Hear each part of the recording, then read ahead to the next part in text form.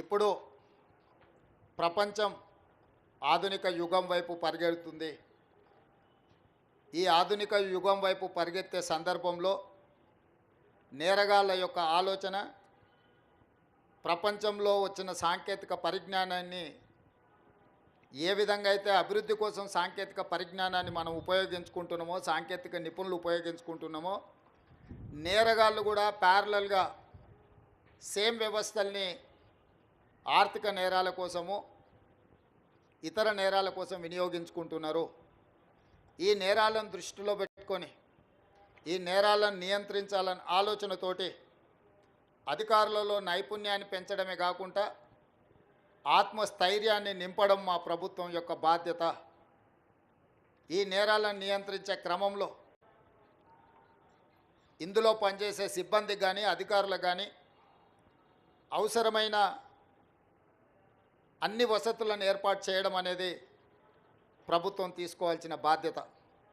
అందుకే ఈరోజు సైబర్ క్రైమ్స్కి కావాల్సిన వాహనాలే కాకుండా ఇతర ఏర్పాట్లు, అధికారుల కేటాయింపు, అదేవిధంగా తెలంగాణ యాంటీ నార్కటిక్స్ బ్యూరోకి సంబంధించిన అధికారుల నియామకం, అవసరమైన అన్ని వసతులను ఏర్పాటు చేయడం బాధ్యతగా గుర్తించి మా ప్రభుత్వం ఈరోజు నిధులు విడుదల చేయడమే కాకుండా సిబ్బందిని కూడా మంజూరు చేసినాము. ఈరోజు ప్రపంచం ఎదుర్కొంటున్న biggest crime is cyber crime.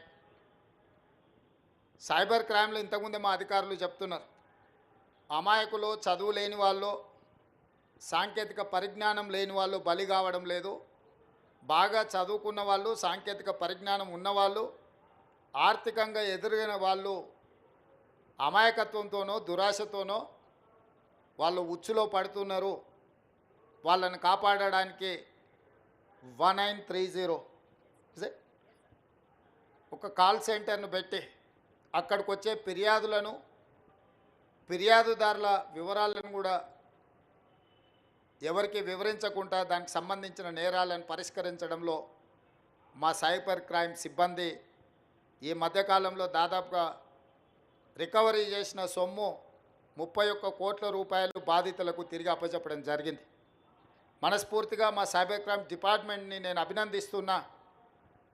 ఇంకా సమర్థవంతంగా మీరు మీ విధులు నిర్వహించాలి.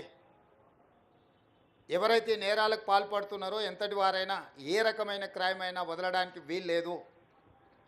గతంలో ఐపీసీ సెక్షన్స్ ప్రకారం రేప్ అండ్ మర్డర్ని సీరియస్ క్రైమ్ కింద చూసేవాళ్ళం మనం. ఆ నేరాలకు ఎక్కువ శిక్షలు ఉండేటివి. ఐపీసీలో చాలా వరకు వాటికి సంబంధించిన వివరాలను పొందుపరిచింది. ఇప్పుడు గవర్నమెంట్ ఆఫ్ ఇండియా ఐపీసీ సెక్షన్స్ను కానీ ఐపీసీని కానీ సమూలమైన మార్పులు తీసుకొచ్చింది. ఇప్పుడు కొత్త సవాళ్ళను ఎదుర్కోబోతున్నాం. భారత ప్రభుత్వం తీసుకొచ్చిన మార్పులను, చట్టాలను, నిబంధనలు, వాటన్నిటిని కూడా మన అధికారులకు వివరించడమే కాకుండా ఇందులో కూడా శిక్షణ ఇవ్వాల్సిన అవసరం ఉంది. ఆనాడు రాజ్యాంగం రాసుకున్నప్పుడు తీవ్రమైన నేరంగా మర్డర్స్ని కానీ రేప్లను కానీ మేజర్ సమస్యల కింద చూసారు. ఈరోజు సైబర్ క్రైమ్ వాటికంటే పెద్దదిగా మారింది.